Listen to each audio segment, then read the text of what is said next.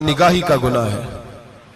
आपको पता है हमारे मुल्क के अंदर बदकारी, जिना और बेहयाई की शरह कितनी बढ़ती जा रही है, किस कदर बढ़ती जा रही है। वो लोग जो निकाह कर लेते हैं वो भी अपनी निगाहों को, मैं अक्सर कहता हूं, हुजूर ने फरमाया निकाह आधा ईमान है। जिसने निकाह कर लिया उसका ईमान मुकम्मल हो गया। तो जो निकाह के बाद भी बाज ना आया, मैं उसको बेईमान नहीं कहता, लेकिन नबी पाक ने फरमाया जो निकाह कर ले उसका ईमान, बोलिए ईमान महफूज हो गया, उसका ईमान, सारे बोलिए ईमान। और जो फिर भी बाज ना आए, हुजूर कह रहे ईमान मुकम्मल हो गया। और जो ना बाज आया, क्या फतवा दिया जाए हदीस की रोशनी में। मेरे नबी पाक की बारगाह में औरतें आई तौबा करने, बैत करने, मुसलमान होने। तो हुजूर बैत लेते वक्त फरमाने लगे मेरे साथ वादा करो, झूठ नहीं बोलोगी, गीबत नहीं करोगी, जिना नहीं करो। एक औरत बोल पड़ी, कहने लगी या रसूल अल्लाह सल्लल्लाहु अलैहि वसल्लम, मैं मुसलमान तो नहीं पर खानदानी हूं, मेरे घर वालों के जहन में भी कभी जिना का ख्याल नहीं आया।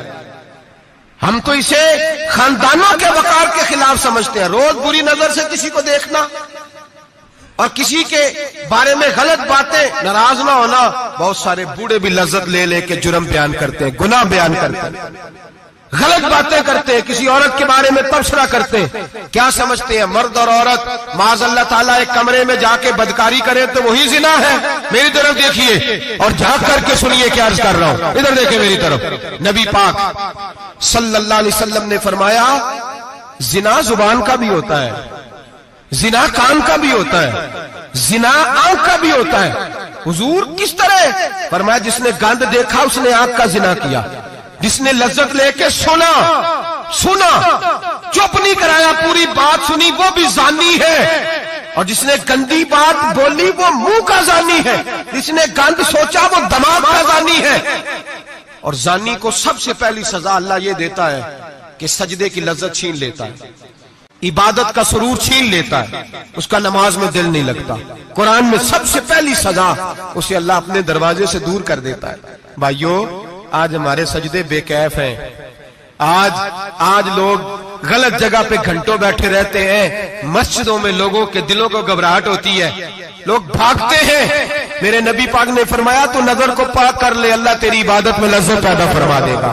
मेरे भाई याद रख ले और सुन ले, सबसे कमजोर आदमी वो है जिसका जहन पाक नहीं, सबसे कमजोर आदमी वो है जो किरदार का गलत है। एक बात मैंने पढ़ी, आप यकीन करें मेरा दिल करे कि मैं आग लगा दूं इस उन्वान को जिस पे गंदगी लिखी जाती है, उन अखबारों को, उन चीजों को जिस पे गंद लोगों के दिलों में। वो इंडिया की एक वजीर आजम औरत गुजरी तो किसी ने उससे कहा कि पाकिस्तान ने तो तुम्हें शिकस्त दी है, तुम जीत नहीं सके बड़ा मुल्क होके। कहने लगी कोई बात नहीं, थोड़ा वक्त ठहर जाओ, हम इन पर तहजीबी यलगार करेंगे, इनके घरों में नंगा नाच करेंगे, ये गंदी तस्वीरें देखेंगे, ये गंद में उलझ जाएंगे। और जो कौम गंद में उलझ जाया करती है वो फिर किसी से लड़ने की ताकत नहीं रखती, उसके अंदर डट जाने की हिम्मत नहीं होती, उसकी गैरत के जनाजे निकल जाते। दिल करता है जल जाए वो, जल जाए जहां से बुराई फैलती, तबाह हो जाए वो इलाके जहां से गंद होता है। लोग गंद की कमाई खाते हैं, गंद की। एक्टरों के साथ खड़े होकर फोटोएं खिंचाते हैं और गुनाह पे फख्र करते हैं। और गंदे लोग कहते हैं अल्लाह का फजल है हम गंद फैला रहे हैं, सुम्मा माज़अल्लाह। लोग गुनाह पे फख्र करते हैं चौकों चौराहों में। मोहम्मद बिन कासिम आए हिंदुस्तान पे राजा दहर के मुकाबले में, नौजवान मेरी तरफ देखे और सही होके बैठे, खासे सही होके बैठे, तकरीर नहीं कर रहा, जज्बात का, मेरे जज्बात सुने, दिल के फपूले जल रहे हैं सीने के दाग से। अल्लाह की कसम रूह की गहराई से बात कर रहा हूं, वो बात कर रहा हूं जो सीना कह रहा है कि फट जाए और कहना ना पड़े। कुरान और हदीस पढ़ते हैं और फिर अपना हाल देखते हैं तो लगता यह है कि अजाब करीब आ गया है, लगता है जमीन फटने वाली है, आसमान गिरने वाला, लगता है करीब आ गया सारा कुछ। समझे क्या अर्ज कर, ये बात अगर आप समझ गए तो कीमत वसूल हो गई। इसको समझ गए तो समझ ले आपके मिजाज के अंदर अल्लाह ने तब्दीली पैदा कर दी। मोहम्मद बिन कासिम 18 साल का जवान, एक औरत की इज्जत पर राजा दहर हिंदू ने हमला किया, मोहम्मद बिन कासिम बचाने आए।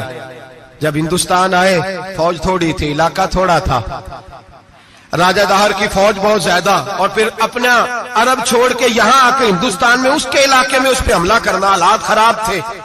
मोहम्मद बिन कासिम परेशान है। एक बुजुर्ग ने देखा, कहने लगे परेशान क्यों हो? कहने लगा सोचता हूं इलाका भी उसका, फौज भी उसकी, मेरे फौजियों को तो रस्तों का भी नहीं पता, कैसे जंग करेंगे, किधर से आएंगे, और फिर हमें जुबान भी नहीं आती, कैसे काम होगा, डर रहा हूं। 2-4 दिन गुजरे तो मोहम्मद बिन कासिम अशाश बशाश हो गए। वो बुजुर्ग कहने लगे खैर है, बड़े मुतमईन हो गए हो? कहने लगे बस राजा दाहर हमसे मुकाबला नहीं कर सकता, राजा दाहर हमारे मुकाबले में खड़ा नहीं हो सकता। वो गिरा के गिरा, वो लड़खड़ाया के लड़खड़ाया, रेजा रेजा हो जाएगा। कहा आपको कैसे खुशखबरी मिल गई? कहने लगे मुझे पता चला है कि राजा दाहर जहन का गंदा है। वो तो चचा की बेटी को नहीं छोड़ता, मामू की बेटी को नहीं छोड़ता, खाला की बेटी को गंदी नजर से देखता है। जिसका जहन गंदा होता है वो किसी का मुकाबला नहीं कर सकता। हमें फतह होगी, फतह, वो गिरेगा। वो बुजुर्ग कहते हैं मैं समझ गया कि वाकई से फतह होगी। आज कश्मीर क्यों आजाद नहीं हो रहा, फलस्तीन में आग क्यों लगी हुई है? मुसलमान जब तक जहन का गंदा है, कमजोर है, जब तक जहन का नापाक है, कमजोर है। हजरत साद बिन अबी वकास रदी अल्लाह ताला अन्हु फरमाया करते थे, अल्लाह मुसलमान की मदद उतनी देर तक करता रहता है जितनी देर तक मुसलमान का जहन साफ रहता है, किरदार पाक रहता है। आग इसलिए मुआशरे में लगी है। नौजवानों तुम कहते हो कामयाबियां नहीं मिलती, उसे कैसे कामयाबी मिल सकती है जिसका जहन ही साफ नहीं? वो कैसे दुनिया की बाजी जीत सकता है जिसकी निगाह ही पाक नहीं? वो कैसे आगे बढ़ सकता है जिसके किरदार में पाकीज़गी नहीं? अपने आप को पाक कर लो, अल्लाह हर मुश्किल में तुम्हारी मदद फरमाएगा, हर रास्ते में तुम्हारी मदद फरमाएगा।